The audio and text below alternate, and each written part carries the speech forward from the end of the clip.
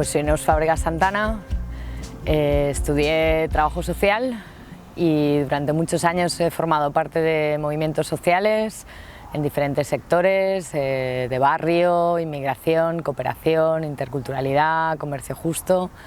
Y en estos últimos 4 años pues, he estado en las instituciones, en el Ayuntamiento de Valencia, la tercera ciudad del Estado español, siendo asesora y luego concejala de diferentes competencias.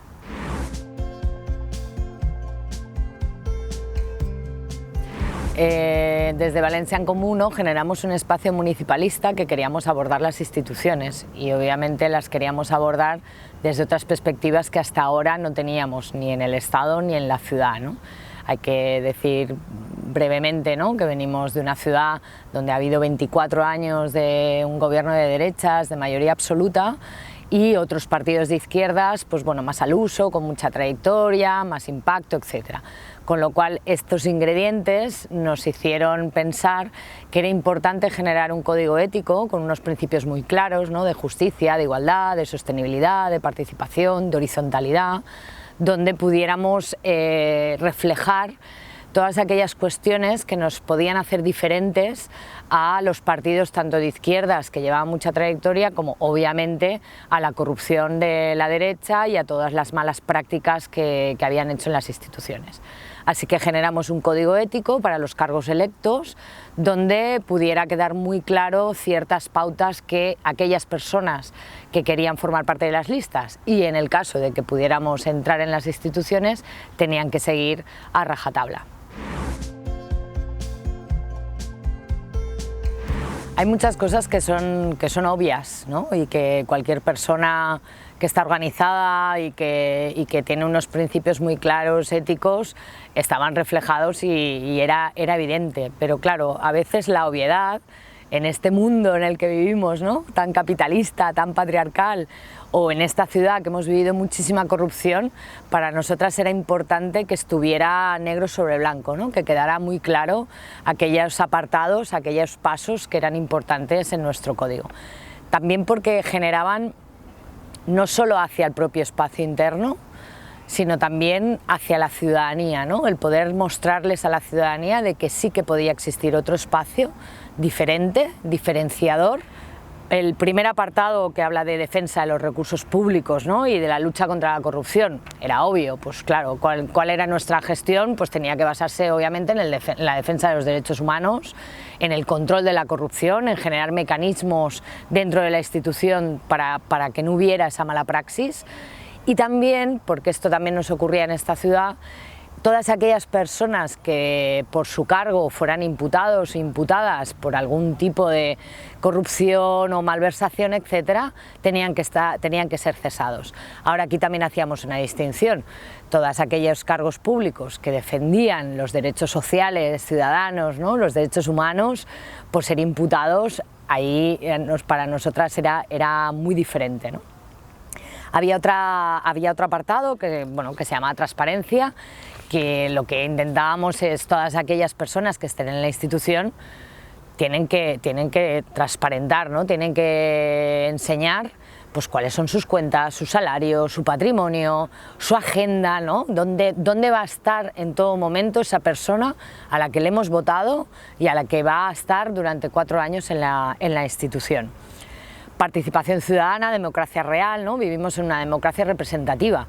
Lo que queríamos era una democracia participativa, ¿no?, y poníamos varios mecanismos para que la ciudadanía también formara parte de ese codiseño de las políticas públicas, ¿no? Para nosotras era muy importante que dejáramos de tener a personas que solo por el hecho de ser votadas ya decidieran por nosotras, sino que también hubiera esos espacios entre la administración y la ciudadanía para poder codiseñar las políticas de esta ciudad. Honradez y eficiencia en la gestión pública.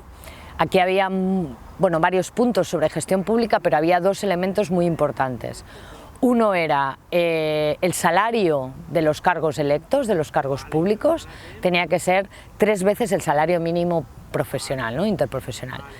Si no podíamos cambiarlo dentro de la institución, porque es una normativa, por lo menos los cargos que viniéramos de Valencia en Comú sí que íbamos a cobrar eso, y nuestro excedente salarial iba a ir a movimientos sociales, ¿no? El espacio generaría un instrumento para que pudiera revertir en la ciudadanía y en los movimientos sociales.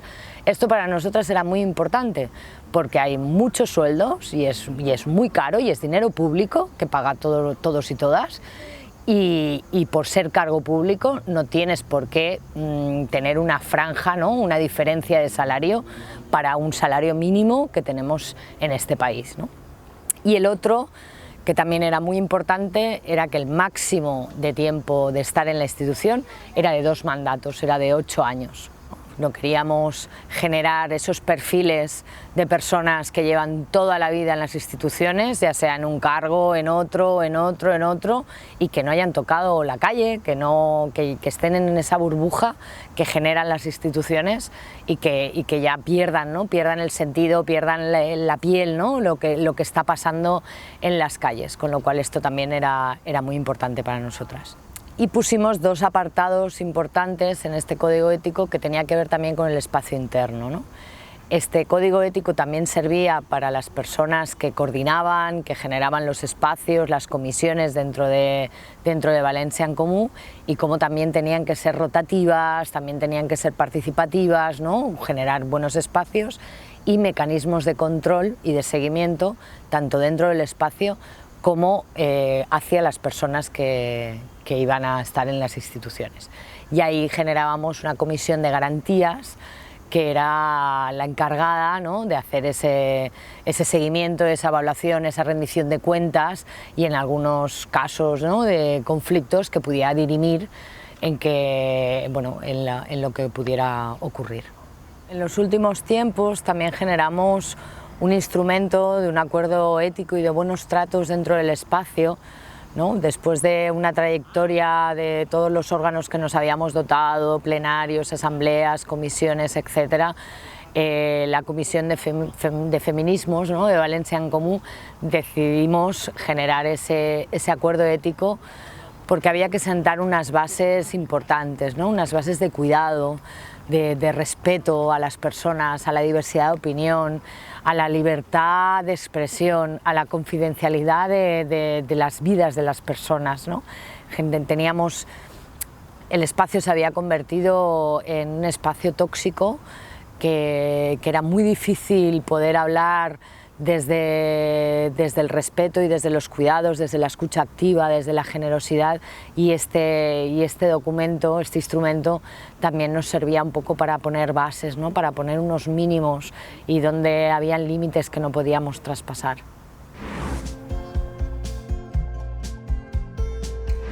Bueno, pues como en cualquier relación, como en cualquier espacio, ¿no? Como en la vida, pues todo tiene sus luces y sus sombras, ¿no? El balance hay que hacerlo desde los 2 niveles.